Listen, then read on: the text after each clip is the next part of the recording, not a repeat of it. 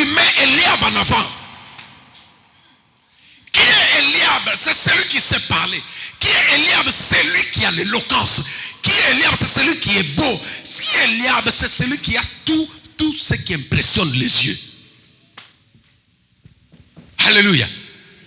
Nous sommes aujourd'hui une génération de David. Des personnes que Dieu a mises à part. Au travers de Jésus-Christ de Nazareth, nous avons reçu l'onction royale. Amen. Nous avons reçu l'onction royale le jour de la Pentecôte. Tu as été oint. Tu as été rempli du Saint-Esprit. Mais le Saint-Esprit que tu as là, il t'aide à terrasser des grands géants.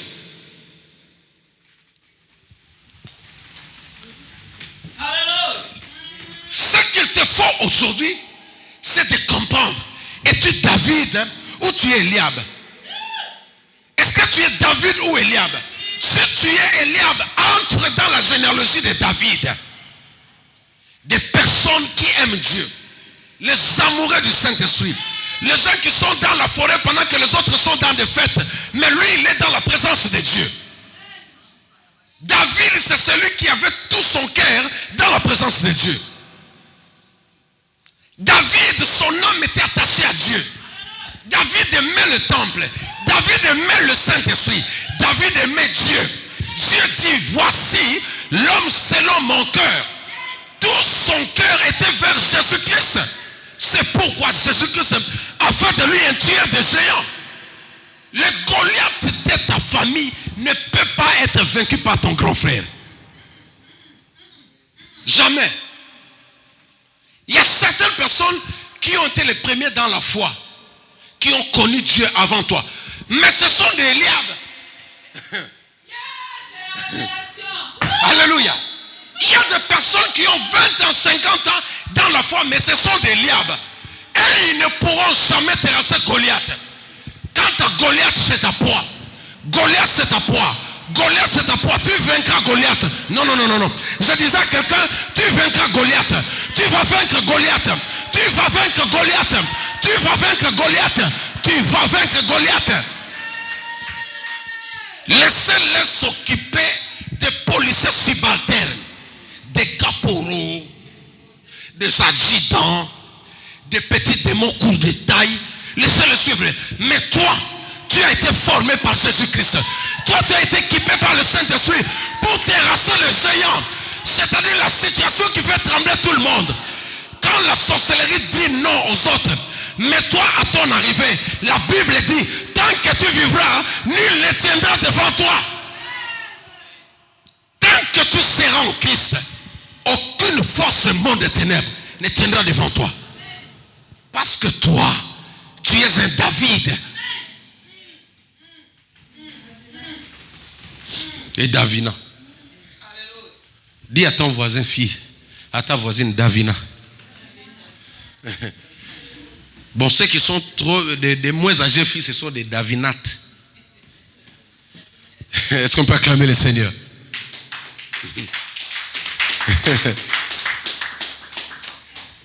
Pourquoi ton problème traîne? Mais cherche ton David. L'onction de ta délivrance est sur une personne. L'onction de ton avancement est sur une personne. La gloire de Dieu se manifestera sur ta vie au travers d'une personne. Ils étaient tous juifs, enfants de Dieu. Ils avaient donné leur vie à Dieu, mais c'est Dieu qui s'est choisi de David. Est-ce que ça veut dire que Dieu n'aimait pas les autres? Non, c'est sa souveraineté. Quand il prend la tunique de la souveraineté, papa, il ne demande même pas l'approbation des prophètes. S'il dit, le Bob là, je vais faire de lui ça.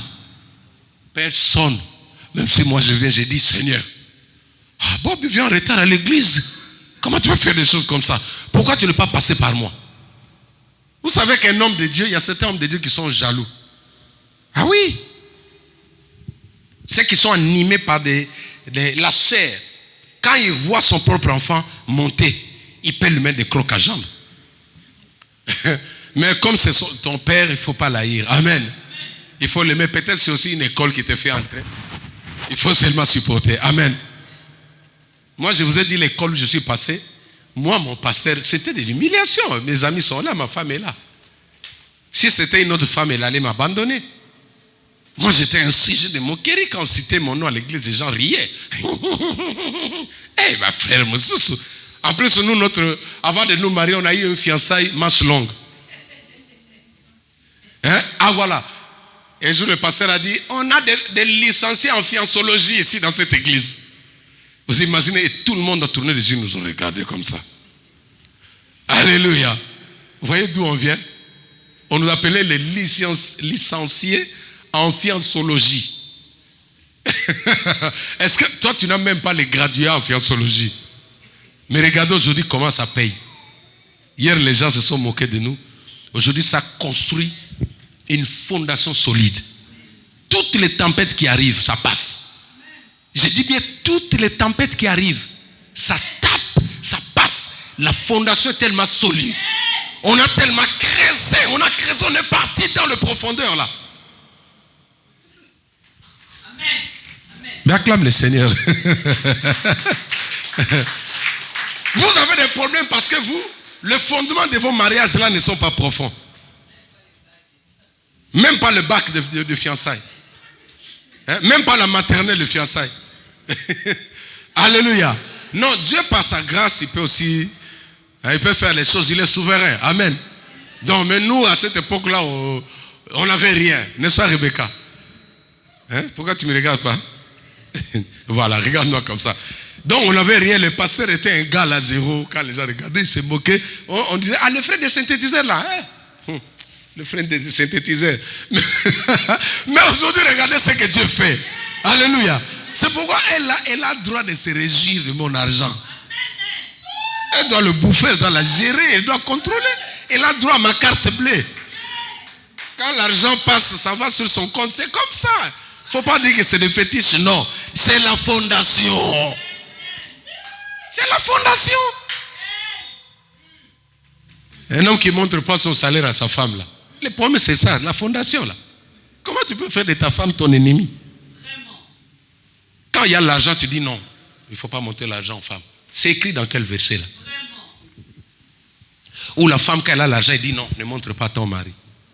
Mais ce qu'il fallait cacher, tu montres. La carte bleue, tu caches. J'ai croisé un homme comme ça, et un vieux là, un peu âgé, il voulait me donner des conseils comme ça. J'ai dit, vieux, j'arrive là, j'arrive. Toi et moi, on ne peut pas s'entendre. Parce qu'elle, quand elle avait tout son argent, elle ne me cachait pas. Pourquoi moi, je veux lui cacher mon argent? Il fut un moment où j'ai galéré, c'est ma femme qui avait pris tout à main. Amen. Elle a beaucoup fait. Aucun de mes frères l'a fait. Aucun des gens de ma famille a fait ce qu'elle a fait. Alléluia. Je disais que le Goliath, je vais clôturer là. Cette semaine, je serai permanent tous les jours à l'église, les après-midi. Je lance déjà une invitation pour tous ceux-là qui ont besoin de moi, besoin d'une prière particulière, de me rejoindre ici tous les jours de la semaine à partir de 15h. Je serai là pour vous recevoir et prier pour vous ou même pour faire des entretiens. Amen. Dieu s'est choisi d'un David et d'une Davina dans ta famille. Tu vois la situation là que papa n'a pu vaincre, la situation que maman n'a pu vaincre, la situation que ton grand frère n'a pu vaincre. L'onction est sur toi. Tu n'as pas dit amen? L'onction est sur toi. Le Saint-Esprit est sur toi. Il y a certaines familles qui sont bloquées. Il y a certaines familles qui ont été vendues dans le monde des ténèbres. C'est-à-dire qu'ils ont été consacrés à la malédiction, consacrés à Satan. Le diable se frappe la poitrine, il dit ça m'appartient. Mais Dieu dit ce matin qu'il se choisit d'une personne. Et cette personne peut être un enfant. Je dis toujours à mes enfants, le jour où tu vois même ton père très malade, il n'arrive pas à prier, n'hésite pas. Prends ta main. Regardez-moi les enfants ici, Andy, regardez-moi. Prends ta main, dis papa, je vais prier pour toi. Prends ta main, dis maman, je vais prier pour toi. Si dis pourquoi, tu dis parce que je suis David. Non, tu n'as pas dit amen. Maman est malade, elle est mourante. Prends ta main, n'accepte pas la mort. Dis-moi, je suis un David. Les David ont été créés pour terrasser le géant Goliath. Goliath, c'est qui? C'est cette maladie que la médecine n'arrive pas à guérir. Goliath, c'est cette problématique qui ne veut pas te quitter.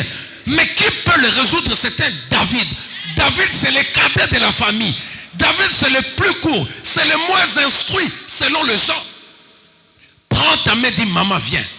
Je vais t'imposer la main. Pose ta main sur ton enfant. Pose ta main sur ton père, sur ta mère. Prends ta main, prends ce dossier-là qui a été rejeté maintes fois. Prends la main, tu dis maintenant j'ai pris comme étant David.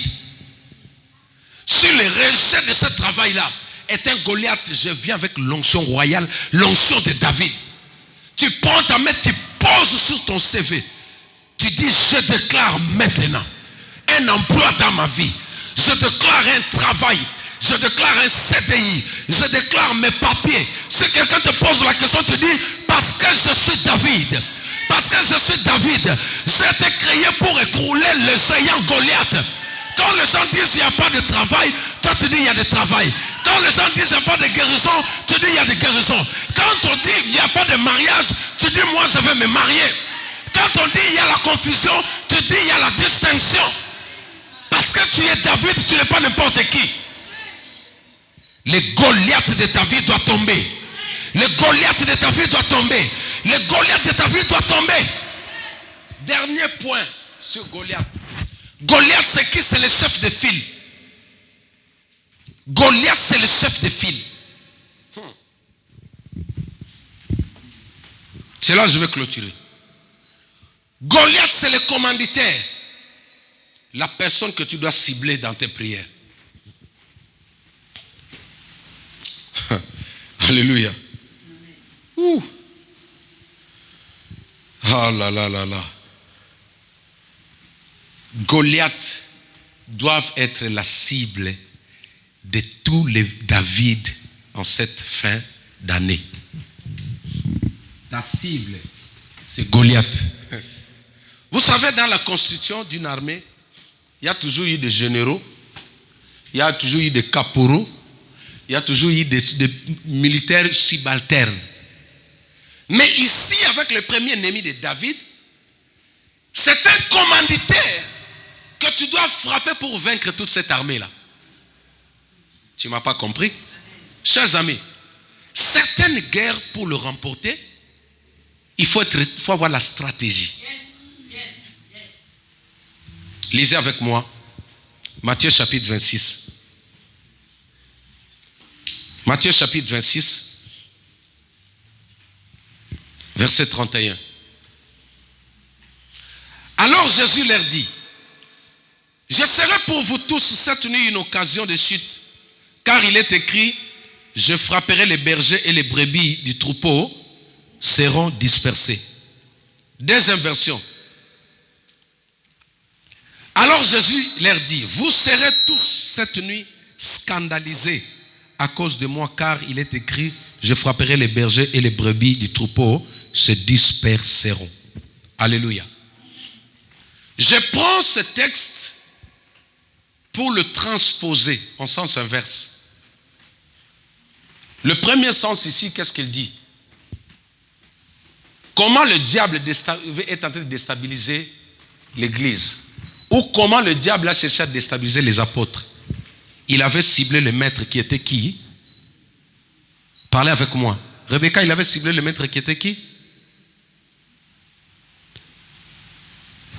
Le diable a voulu déstabiliser les apôtres. Il avait ciblé qui?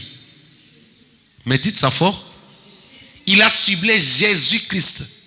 C'est pourquoi la prophétie dit, on frappera le maître et les brebis, c'est raison pour laquelle vous avez vu l'autre être frappé comme ça. Parce que dans le monde des ténèbres, ils savent que s'ils frappent un berger, un pasteur, ils vont déstabiliser la foi de plusieurs enfants de Dieu. Le diable ne fait rien au hasard. Quand le diable veut t'avoir, toi, par exemple ici, il peut créer un sujet autour du pasteur. Est-ce que tu comprends? Il sait, non, Bénédicte là, il a trop de confiance vis-à-vis de son pasteur.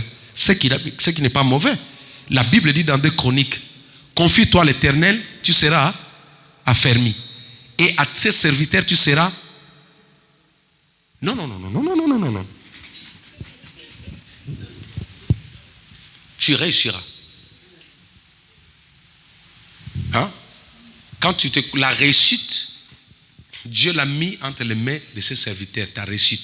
Maintenant, le diable sait. Pour t'empêcher à réussir, qu'est-ce qu'il fait? Il doit frapper les bergers. Il doit créer une histoire. À ce moment-là, quand tu as un problème vis-à-vis de ton pasteur, tu commences à murmurer. Lui, il est gagnant. Dans son cas, il t'a bloqué. Tu ne peux pas avancer. Est-ce que vous voyez ça dans la Bible? Maintenant, prenons ces mêmes paroles, nous allons le faire en sens inverse. C'est maintenant nous, les enfants de Dieu, qui attaquons maintenant l'ennemi. Et on dit que David a frappé qui? Goliath, n'est-ce pas? Est-ce que David a frappé le second de Goliath? Pourquoi? Tout simplement parce que Goliath, comme j'ai dit, il faisait la somme de toute une armée. Celui qui va vaincre Goliath, il met fin à la guerre dans sa vie. Qu'est-ce que je veux dire par là? En ces fins d'année, change de stratégie. Quand tu vois plusieurs personnes s'attaquer à toi, ne frappe pas les innocents. Parce que le leader Goliath, c'est un homme influent. Goliath sait parler. Goliath sait mentir. Goliath sait concevoir de faux témoignages. Il peut emballer des innocents. C'est pourquoi vous entendrez l'amour de Dieu. Jusqu'aujourd'hui, la Bible dit qu'il a encore de ses enfants qui sont dans le monde. Ceux qui tardent même la venue de Jésus. Comment ils sont partis là-bas? Parce qu'ils ont été séduits. Est-ce que tu comprends? Mais maintenant, ce matin, le Saint-Esprit te dit, tu es David, frappe Goliath. Dis à ton voisin, frappe Goliath. Dis ça plus fort, frappe Goliath. C'est quoi l'exercice? C'est maintenant de prier, chercher à savoir qui est le Goliath de ma famille. Quand tu vois plusieurs personnes s'acharner contre toi, il ne faut pas haïr tout le monde. Il ne faut pas rejeter tout le monde. Il ne faut pas entrer en conflit avec tout le monde. Mais frappe les bergers et les brebis disperseront. Chers amis, parmi les gens qui s'attaquent à toi la nuit, la plupart ce sont des innocents. La coalition que tu vois qui se soulève contre toi, souvent ce sont des innocents. Le diable, c'est un stratège. Quand il veut tuer une personne, je vous donne un exemple. Jésus se présente devant Pilate. Pilate lui pose des questions. Le diable a compris que non, cet homme est tellement intelligent, il risque de gagner le procès. Il a soufflé dans la bouche des pharisiens. Commencez à dire libérez Barabbas. Libérez Barabbas. Est-ce que vous comprenez? Il avait compris que si on le laisse seulement Jésus lui-même se défendre devant le roi, il va vaincre ce procès. Le diable a incité plusieurs personnes pour parler contre lui. Est-ce que tu comprends? Or, tous ces gens-là, quand Jésus-Christ est mort, il les a rachetés par son sang. Est-ce que tu comprends? Qu'est-ce que je veux dire? Dans tes prières, enfant de Dieu, cherche les commanditaires. Tu n'as pas dit amen. Maman, il y a un chef de file sur ton problème. Il y a une personne qui est la tête. Frappe la tête. Frappe la tête. Parfois, l'ennemi est stratège. Lui se cache, il envoie les subalternes. Alléluia. Bon, j'ouvre un peu une parenthèse. Nous allons souffler. Je vous ramène dans le domaine du cinéma. Nous avons, vers les années 80, 85, excusez-moi de citer son nom, ce n'est pas permis, mais c'est un exemple pour vous aider. Jean-Claude Van Damme, il combat contre Bloodsport. Voilà, papa a compris. Alléluia. Bloodsport, vers les années 85, je crois, ce film-là. Bloodsport, c'est le titre du film. Il y avait un monsieur qui était tellement, il était tellement fort, jusqu'au point que il a affronté Jean-Claude Van Damme. Il a pris de quoi là? Il a pris la drogue, il a jeté sur ses yeux pour l'aveugler parce qu'il n'arrivait pas à vaincre son adversaire. Suivez-moi très bien. Il a dit non, je dois l'aveugler. Il a jeté quelque chose comme du piment. Van Damme ne pouvait pas voir. Il a fermé une bande comme on lui avait appris de combattre aussi comme ça, à yeux fermés. Maintenant, qu'est-ce que le gars fait? Quand il a voulu s'avancer, le gars, bien qu'étant aveugle, il était toujours fort. il a commencé à prendre des innocents. Papa, il comprend. Il est parti dans la foule, il a pris un innocent, il a envoyé vers, il a lancé vers Vandame. Tu vois le film, non? Il a jeté vers Vandame. Maintenant, lui, Vandame, quand il a pris la personne qui est venue tomber vers lui, quand il a voulu frapper, il a touché, la personne était habillée. Il a compris que non, mon adversaire n'a pas des habits. Donc celui qu'on a envoyé devant moi là, c'était un innocent. Il a pris l'innocent, il a fait comme ça. Il est resté bien qu'il était aveugle, il faisait comme ça. Alléluia. Il cherchait jusqu'à l'heure où lui-même, le commanditaire a voulu s'avancer comme ça. Il a donné un coup et il a vaincu le monsieur. Qu'est-ce que je veux dire? Il y a des fois l'ennemi peut présenter devant toi des innocents. Oui. Des gens qui s'acharnent contre toi, ce sont des innocents. Ce sont des gens qui ne savent pas ce qu'ils font. Des gens qui te haïssent, les gens qui t'haïssent là, ce sont des innocents. C'est pourquoi tu dois avoir le discernement. Le discernement, c'est quoi? En ce fin d'année, suivez-moi, tu dois chercher le chef de file. Tu dois chercher la tête, le commanditaire de ton problème. Tu y es resté malade depuis longtemps. Mais laisse-moi te dire, ce n'est pas le médecin là. Ce n'est pas la personne qui est venue te cracher la vérité en face. Mais il y a un commanditaire qui se cache derrière ça. La Bible dit ceci dans Jérémie 33, verset 3. Invoque-moi, hein, et je t'annoncerai les choses que tu ne connais pas. Il y a des fois le Goliath se cache, le Goliath de ta vie se cache. C'est pourquoi ton combat ne finit pas. Parce que tu frappes les innocents. Oui. Tu es en train d'haïr les innocents. Donc lui, qu'est-ce qu'il fait? Il envoie quelqu'un, tu entres en conflit avec la personne, lui il reste. Demain il regarde encore, il parle avec qui? Il va encore derrière la personne, il pousse. Or, si tu demandes le ciel spirituel, Dieu va te dire, mon fils, le diable c'est celui-là. Regardez ce qu'il a fait avec Pierre. Pierre était avec le Christ. Le Christ devait aller à la croix. Il entre dans la bouche de Pierre pour essayer de stopper le Christ, le chemin de la croix. Jésus tourne devant lui, lui dit, arrière de moi qui? Alléluia. Il y a des innocents. Il y a des innocents dans les combats que tu as. Mais pour vaincre ça, frappe la tête. Frappe le berger. Eux, les satanistes, leur cible, ce sont des pasteurs, des évangélistes, des chantres, tous les traîneurs de masse. Vous voyez comment ils combattent?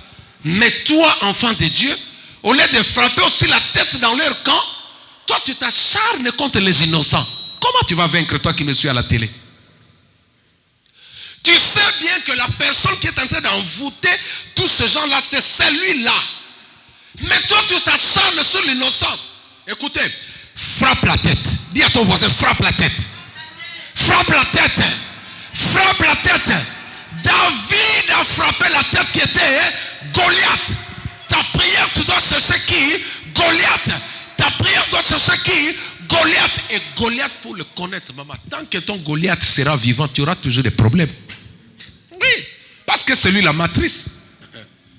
C'est lui la matrice. C'est lui le concepteur des attaques. C'est lui. Tant qu'il sera là, il va mettre des plans pour chercher à t'écrouler. Chaque année, il peut corrompre une personne. C'est pourquoi tu vois de multiples visages. Quelqu'un qui t'a jamais connu qui s'acharne contre toi. Tu sais pourquoi? C'est le diable. C'est ton Goliath. Mais ce matin, j'annonce à une personne que c'est la fin de Goliath. J'annonce à une personne que c'est la fin de ton Goliath. J'annonce à une personne que c'est la fin de ton Goliath. La personne qui combat tes enfants, tu dois s'attaquer à lui. Celui qui combat tes enfants, c'est lui que tu dois cibler, mon frère. C'est lui que tu dois chercher. Pourquoi tes enfants sont envoûtés? Non, il y a un Goliath. Il ne faut pas frapper l'enfant. Ne frappe pas l'enfant, mon ami. Il y a un Goliath qui se cache. Entre dans le profondeur. Va dans le profondeur. Dieu va te le livrer. David est venu, il a dit, qui est celui qui se prétend être fort devant mon Dieu? Qui est celui qui ose terroriser mes enfants?